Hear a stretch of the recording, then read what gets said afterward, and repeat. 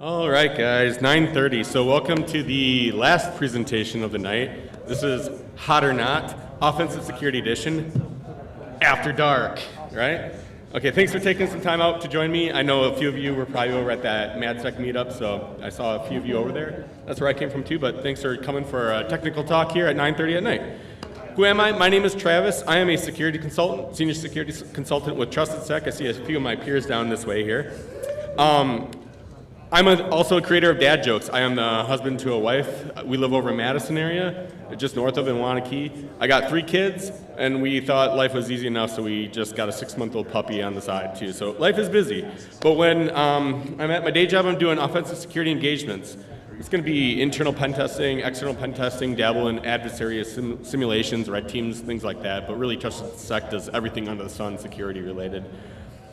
When I'm not working, things I enjoy are tinkering with electronic devices. Just last year at CypherCon, I built a Ghostbusters proton pack that did a bunch of Wi-Fi hacks built in. I don't know if any of you guys saw that talk. That was a fun one. And actually this year I got a 1-to-1 movie scale replica Ghostbusters proton pack, so I've been using Arduino devices to make it do a bunch of cool fun things and learning hardware hacking that way.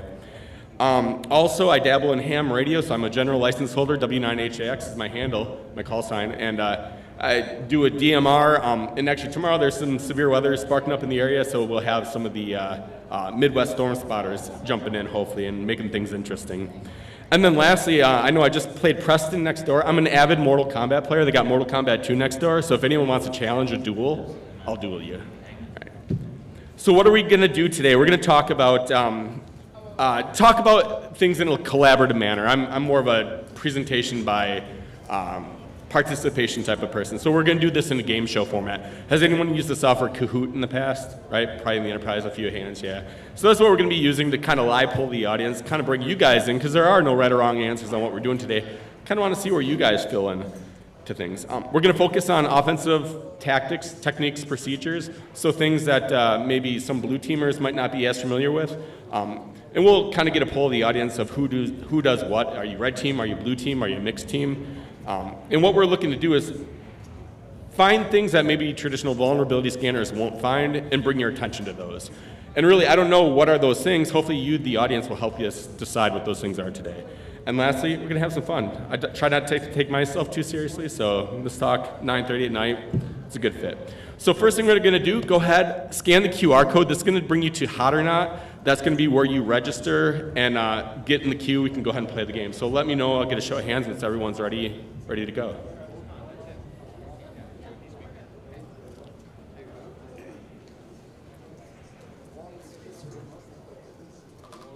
Is that working for anyone?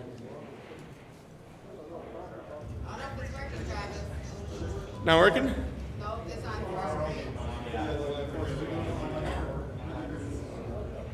What's working?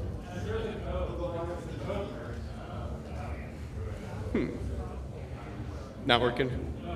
Okay. How about this code? That code was a Rickroll, so maybe that was. All right, you got the Rickroll. If one person got it, that's good enough. But no, this is the real code. Try that one. Does that one work for anyone? If not, yeah, you can go to kahoot.com and enter in the 520039.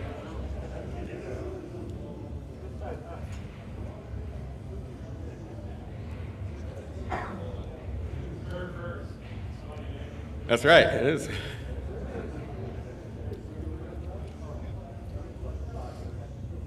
we'll just give it a second, let a few others if they want to register. And get creative with the name, have fun. The points don't matter, all the values are made up, so really we're just gonna kind of have fun with it. I don't know if I was dating myself with that meme reference. That's kind of an older one, but that's a good one. All right, on. All right, I'm just gonna check here, see who's all getting into the queue. So we got a handful here, 19 people. A few more want in, or I'll give it up for another minute or so. A few more popping in. And then we'll get going. Cool. See a few more people with their phones up, so. And again, if the QR code's not working, go to kahoot.com and enter in the 520039.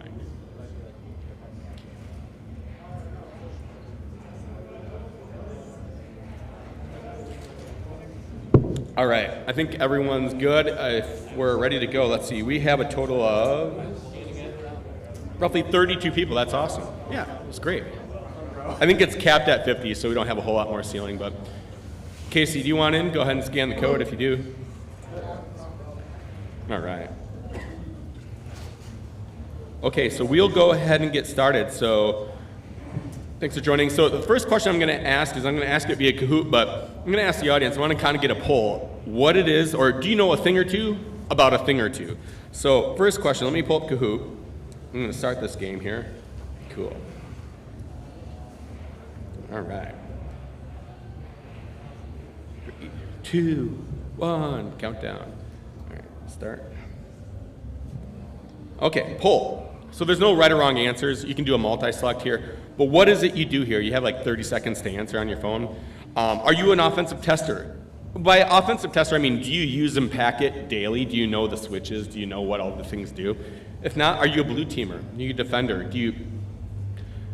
Third option, do you maybe dabble in both worlds? You've maybe installed Kali in the past, but don't really use it very much. Kind of where are you guys ranking on things? And other option is, this is all new to me. I don't know what Impact is at all. Go ahead and pull. Cool, got 27 answers, got a few more out there. Awesome, so, okay, we dabble in both worlds. We're kind of split in the blue team, red team. That's awesome. And 9 of you, this is all new to me. So that's cool. I'm kind of gearing this talk more towards the people that dabble in both worlds and people that this is all new to, and actually the blue teamers too. So I'm actually glad there's only 8 of you red teamers, because this is going to be a recap for you guys. I'm looking at you guys down here. Awesome, cool. Let me pull up the slides back here. And I only got like 100 slides to go through, so it really won't take too long tonight.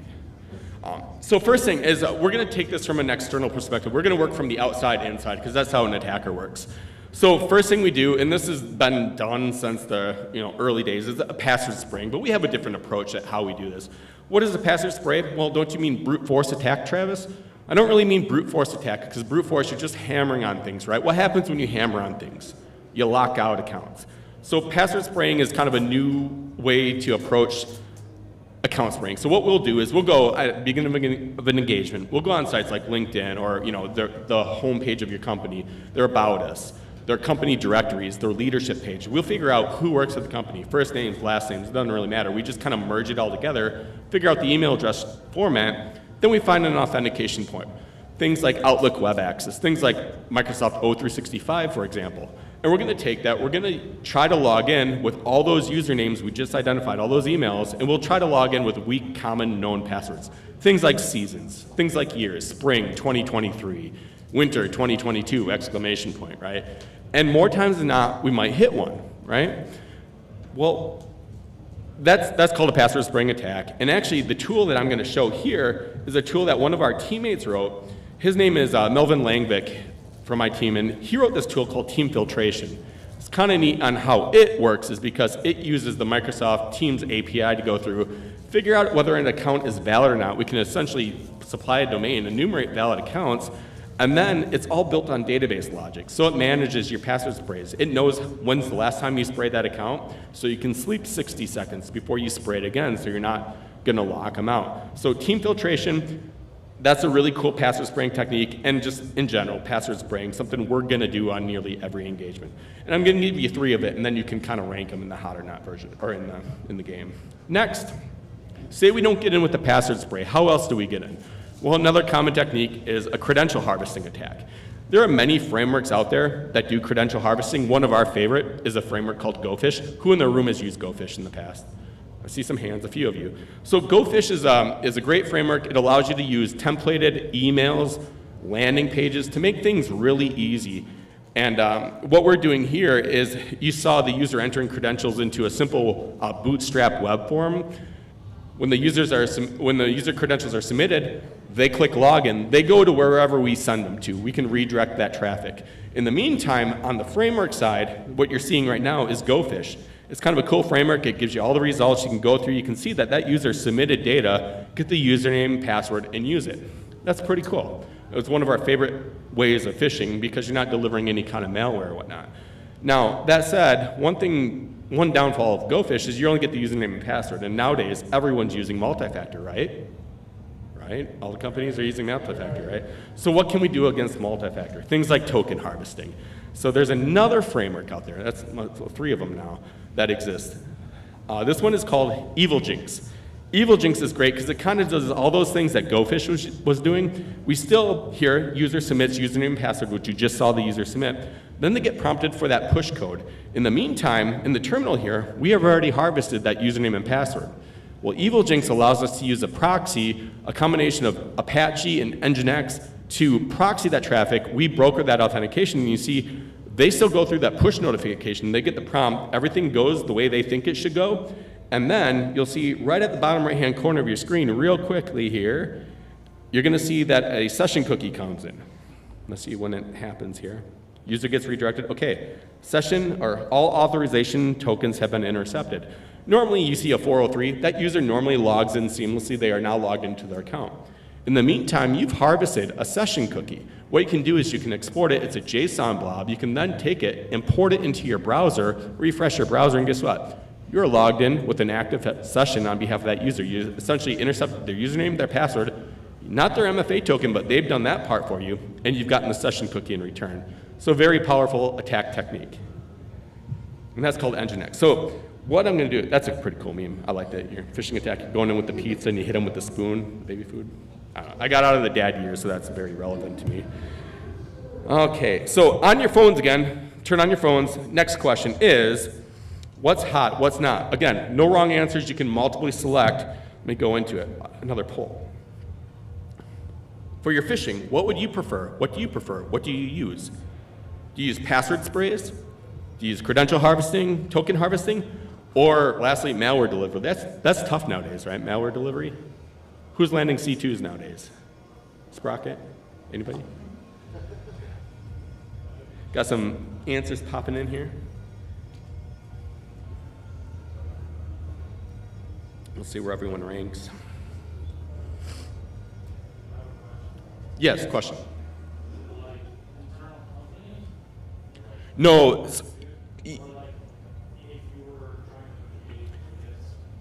Yeah, a gauge against. So these are all attacks from the outside coming in. So a lot of what we do at TrustedSec and a lot of other firms are, we're going to play the role of the bad guy. So we're not in the company at all. These are all external attacks we're phishing in. We're trying to break the perimeter essentially. Okay, I think, let's see, how do I push forward? I think it's got to just time out here. Cool. Credential harvesting. So a lot of you pick credential harvesting. Some of you guys are doing token harvesting. That's pretty cool. Show of hands, who's doing token harvesting out here? A few of you guys. So you've used Nginx, yeah, evil Nginx. One thing neat about malware delivery, there's 6 of you guys that have done that. I came off at a successful engagement. I was on it since February. And everyone knows that sending in a payload is hard nowadays, but we just had one where we actually did a combination of credential harvesting. We sent out the phish. I actually used ChatGPT to generate the pretext of the email. Super easy, just like send me an email that tricks someone in, or not tricks, but send me an email for a secure email notification. ChatGPT did all the work, copy pasted it into an email template, sent it out. User clicks on it, they get presented with like what looks like an Okta login page. They submit their username and password, they click login, and they get presented an HTA file, secure message.hta to download. Well, 90% of users are going to download that, not thinking anything of it, open that HTA and execute some malicious macros in the background. We had 4 command and control sessions call back from that payload. I'm like, I haven't had that since 2008. Those were the good old days. And you're thinking to it in the mindset of an attacker, well, how did that work? How did you bypass things? Well, there was nothing malicious in the email. The link actually linked to an Azure blob that served the HTA. That's probably a trusted web category for them. And then from there it was just bypassing AV and getting in. So yeah, kind of fun. It's still out there nowadays, even though I thought it was dead. Cool. So that was phishing. Next, assume now we're not on the external side anymore. We're on the internal side. Who's done network poisoning attacks? Yeah, NetBIOS, LLMNR, yeah. So how that works, if anyone doesn't know, is a protocol. Say a computer looks up a hostname account, file server 01, for example. How that works is if DNS isn't there, it's going to fail DNS, or I'm sorry, the local host file. If there's not a local host entry, it's going to fail. It's going to go to DNS, say, hey, DNS server, Do you know how to get to file 01? If DNS isn't populated, or if they're having a problem communicating with DNS, it's going to then go to NetBIOS. The way NetBIOS works is there's a broadcast that goes out on the local subnet. And we all talk about subnets and segmenting subnets and making things smaller. Well, this is the reason why. If the broadcast domain is large, an attacker could be sitting on that broadcast domain. And a query will go out being like, hey, who has file server 01? We as the attacker can be like, I'm file server 01. We see the beacon come through, or the request come through. We're going to respond to it. We respond, and that machine says, hey, I want to authenticate to you, apparently. Here is my here's my password hash. We take it, we can then use it, we can relay it, we can crack it. We'll go into that a little bit more.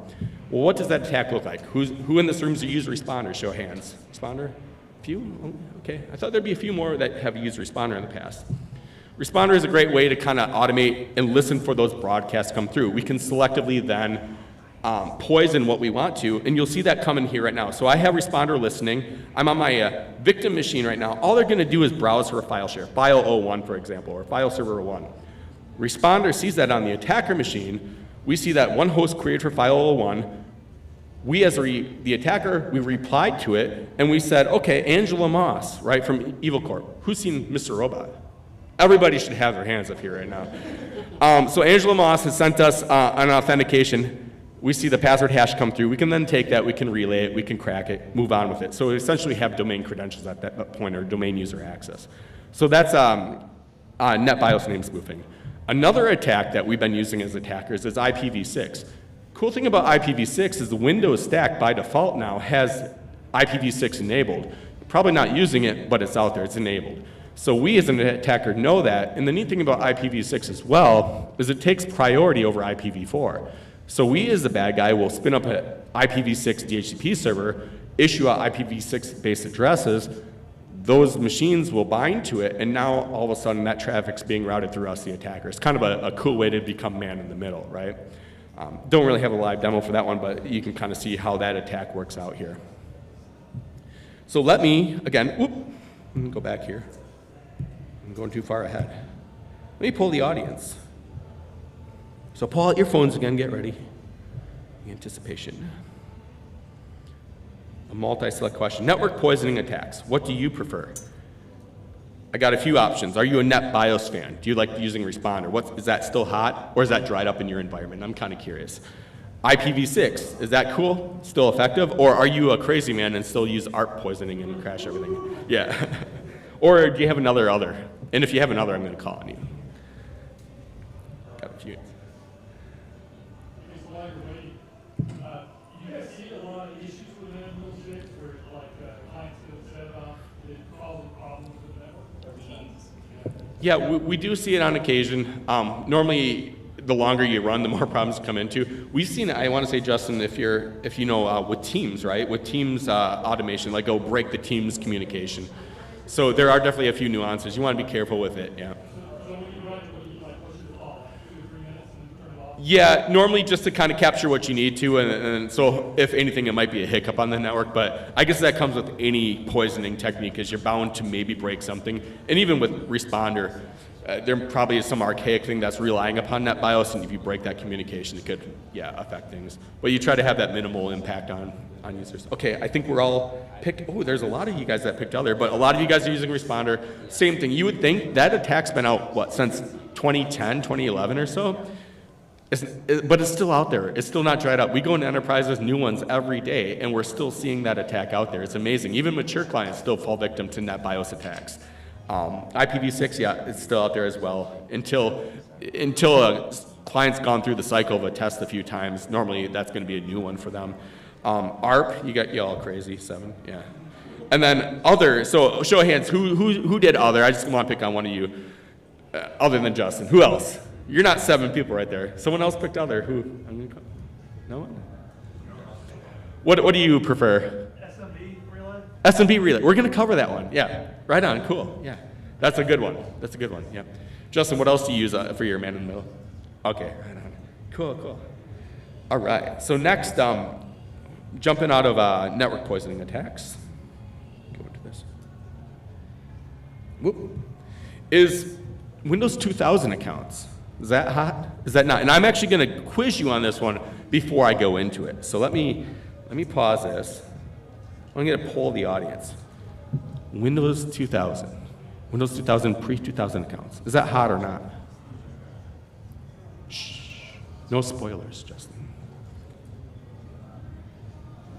There are no wrong answers. The points don't matter. Everything, the totals are made up. You ever see Who Line Is It Anyway? So we got 25 answers pouring in.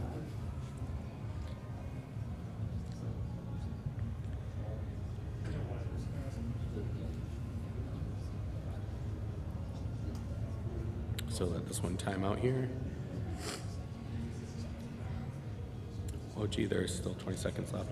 So I know most of you guys have answered. You can always change your answer. So a member from our team, Advar Mo, did a lot of research on Windows 2000 accounts. And he came from an era where he was a sysadmin during this time. And he remembered a checkbox that said, assign this computer the pre-2000 computer account. What that meant is that a lot of times when machines were being joined to a domain or administrator was doing things, oh man, it's split right down the middle. 14, 15, cool. So when you were joining a domain back in the day, oftentimes you wouldn't join it right away, or maybe the machine was inactive. So you create this computer account and you would join it later on. Well, in order to do so, they would name the computer account, and the password would be the same as the computer name, just in lowercase. So workstation 01 would be lowercase workstation 01. That's how things were done. So we can go into an organization now and scan for these accounts. There's actually LDAP flags you can search for and find which accounts have Windows 2000 accounts. And I'll tell you, Justin will tell you too, they're out there. And what happens when you get a computer account? You now have a domain foothold, right? And so here's an example of setting up that account. You can see where you assign that pre-2000 computer account checkbox. And there's an individual that took the research of Advar and put it into his own tooling called Pre2K, Garrett Foster. And he created a great script that you can run either unauthenticated or authenticated. In the authenticated mode, you can live query LDAP to figure out who all the accounts are. Or if you were unauth, you could do like a DNS scan, dump all those machine account names, and then go ahead and run it. And all it's doing is testing the computer name and testing the password being the same as the computer name, just all lowercase. And you can kind of see that being run right here, where workstation 02 was workstation 02 and workstation 06 was workstation 06 lowercase.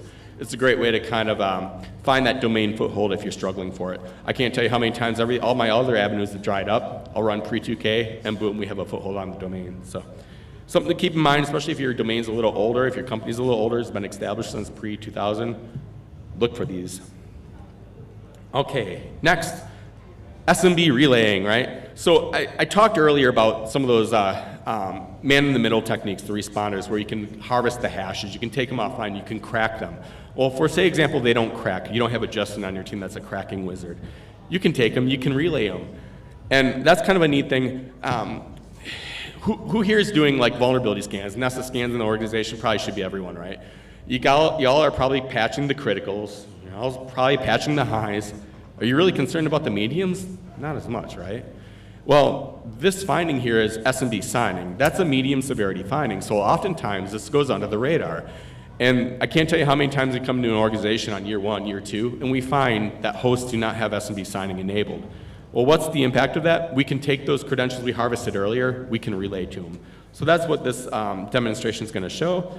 We'll set up a in-packet script called NTLM Relay X. We select a target. In this case, we're just targeting a host. We have it up and listening, SMB's listening, and then we're gonna hit responder here, go to our target machine, again, query for things like file 01, just generating some network traffic here. We'll see file 01 gets queried. Start, run, file 01. Cool, file 01. So that's everyday Windows traffic. And you see down here, file 01 was poisoned, we poisoned it. We see Tyrell Wellick, logged in. Again, that's a Mr. Robot reference for anyone that didn't know. Logged in from 183, and we're going to relay his connection to 182. And since Tyrell Wellick is an administrator, it automatically dumped the local SAM administrator accounts file and extracted the hashes. We can take those hashes, we can pass them around, we can crack them, we can do cool things with them. If they're not using things like laps, that might get you the entire subnet administrator access. So that's a technique known as SMB relaying. One thing neat is SMB isn't the only protocol you can relay to. What if they got SMB signing enabled? Are you shit out of luck? No. You'll relay to another protocol. You could relay to SQL. You could relay to things like LDAP. LDAP's great. It doesn't give you maybe as much as SMB, not administrative access over a machine, but again, we're dealing with LDAP. We could query the domain with relayed credentials. We could extract, give me everything there is to know about the domain, the users, the groups, the memberships. Otherwise, by default, Windows has the ability for every domain user to create up to 10 machine accounts. It's the machine account quota. By default, that's 10, so if they haven't changed that value, we can simply take that same activity we saw, the query to file 1, relay it to LDAP against a domain controller, in this case LDAP-S, and then add a machine. In this case, we're going to add a machine called demo. Let's see that in action here. So we're targeting LDAP-S against their domain controller. We're going to add a computer called demo. Same thing, we're on our host machine, we're querying for file 01. That traffic will come in, we're loaded the LDAP module here. Here comes the traffic coming in from 182, and we're targeting 180, the domain controller, and we can see that user Elliot Alderson, he's just an average domain user on the network, not privileged by any means, had the ability to create up to 10 machine accounts, and sure enough, we have now a machine created on the network called demo with a password that we know. And again, once we have that machine account, we now have Active Directory access. We can query, we can do things, we can request service principals. The whole playing field has just increased dramatically because now we have credentials for a domain account, in this case, a domain machine account on the network. So pretty powerful stuff. So let me pause there. I like that meme. Just a lot of relaying failures. And ask you guys, the audience, about relaying attacks. So what's hot? What's not? What do you prefer? What do you use? I have SMB. What protocol? LDAP. Do you like to query, or do you like to relay to SQL, or are you a ticket relayer? Go ahead and choose.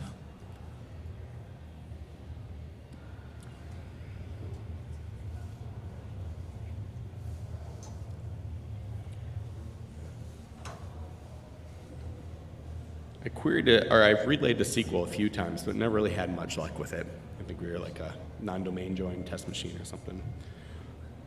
Cool, so yeah, SMB is the big one. LDAP, I like LDAP, it's been growing on me. It's kind of a great way to get that domain foothold. But SMB is the one that's gonna get you, what you need to. You need to get a SMB shell on it. You can dump hashes, things like that. Cool. Go back to the talk here. Okay. Next, coercion technique. So this is kind of a newer one. Who's heard of the hippopotamus name Petit Podam? Yeah, right. So the way this works is we're coercing domain controllers. We can either do this from an unauthenticated again or from an authenticated perspective.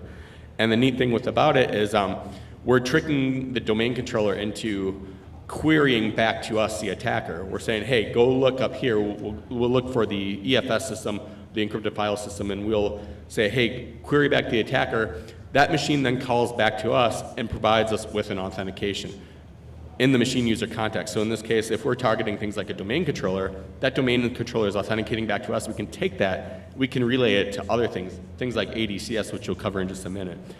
Let's look at what that attack looks like in the grand scheme. So again, we have responder running.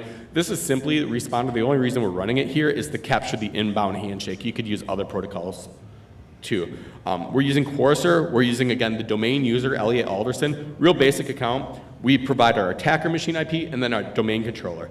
We see all these EFS requests come through. Sorry, it went by quick. And then boom, all of a sudden, Hive DC01 calls back to us. We now have the machine account password for Hive DC01. Now, granted, that's an NTLM hash. We could crack that potentially. You're probably not going to crack a machine account, but more likely you could take that, you could relay it.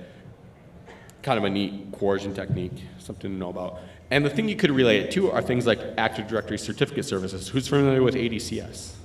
Right? The red teamers in the room should definitely raise their hands. So there's a various degree of ADCS exploits, like things like ESC1, where we could provide an alternative SAN name, or ESC8, where it provides web enrollment, and we could take that hash that just came in and relay it to web enrollment services, and then essentially take over that machine. Let's take a look at what ADCS looks like in action. So in this case, what we're going to do is we're going to first find if any certificate templates are out there. Again, this is certificate services. I'm sorry for using acronyms. Sometimes I forget and people know, or just assume people know what these acronyms stand for. So we're using, again, Elliot Alderson. He's just an average domain user on the network. We could use any of those machine accounts we just created. Again, once you have that domain foothold, the playing field really expands. So we see here that Elliot was able to find 34 certificates enabled, and we found one template named ESC1 server. We see that enrollee supply subject is true, and we see the manager requires approval is false. This is ripe for an attack known as ESC1. We can supply the subject name, so we can essentially request, using this certificate template, say, hey, we want a different subject name as maybe administrator or one of the, like Tyrell Wellick, one of the domain admins.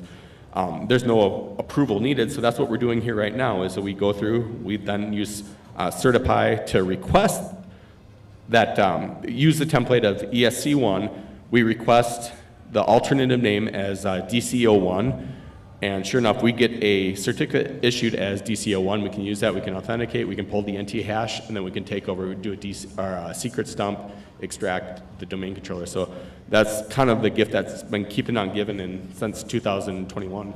So, cool. Who's used ADCS attacks in the past? Right, cool, awesome. So let me jump down here. I think I have a few more questions for you all. Phones. So coercion attacks. We'll jump back to coercion real quick. That was the Petit Podam and Courser. Hot or not, you guys using it? Should be an easy one to answer. But if not, like select, like, I haven't ever used it. Have you patched against it? Hot or not?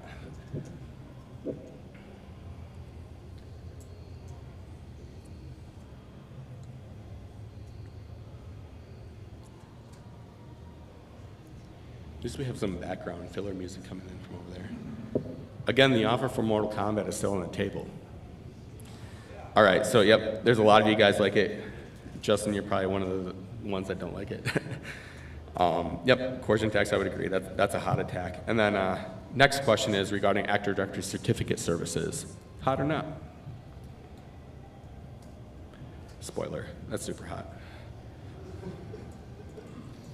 We have a minute, so we'll skip on that one here. But yeah, the answer is coming in. Cool, 17, yep, I would agree, very hot.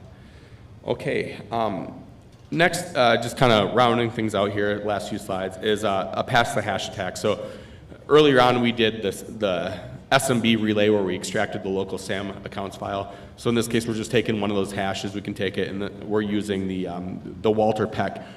So Walter Peck isn't a Mr. Robot example. Who's Walter Peck from? Anyone know? Walter Peck? EPA? Ghostbusters? Come on, 84 Ghostbusters? No one? I was hoping for someone to get that reference. But anyway, we're taking Walter Peck's account. We're using a hash. So in this case, we're not using a password, just using the hash, spraying it around on the local subnet, in this case, the entire 255.0 net. Take a look at what that attack looks like. And then where I'm going with this is, what do you prefer, pass the hash attacks, or are you more into Kerberos ticket attacks? Nowadays, there's a whole lot more detections based on pass the hash, and I feel like ticketing is kind of where I'm leaning things. But you can see here, we pass the hash. He's not the administrator on the domain controller, but he is an admin on the certificate authority and also on workstation 01. You can denote that by the pwned. But it just kind of shows, especially for blue teamers, that you don't need the password to be able to authenticate to a machine. Oftentimes we'll walk through an entire pen test and not even get one password until the very end, once you have that hash just as good as the password. And next, I feel like this is like one of the last ones here, is Kerberos. So less pass the hash, but it's kind of neat too. To pass the hash, you have to get the hash. That can be tricky in some situations. You can request out to be able to get the traffic to your box, or else you could do like a local SAM dump or something, but normally EDR is going to try to prevent that activity from happening. This goes back to an engagement I was just on for a few weeks, whereas I landed as a domain user on a few boxes. We had 4 boxes that called back from that phishing campaign we had launched.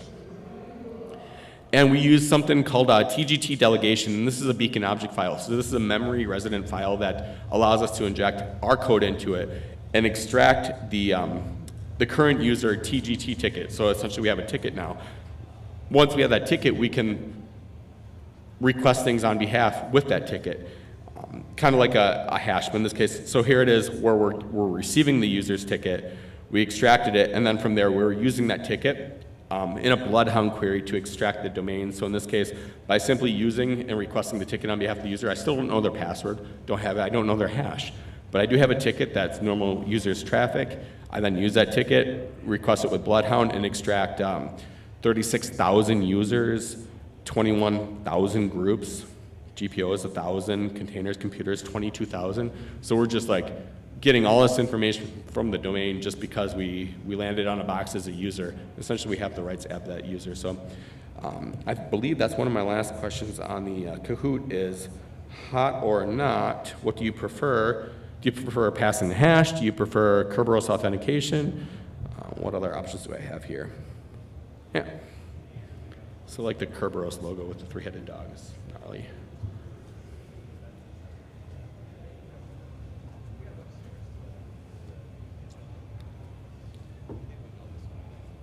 Cool. So we got most of the answers we need here. We'll go ahead and move forward. And okay, yeah, I'd say it's kind of like a multi-select here. I'd use both when needed.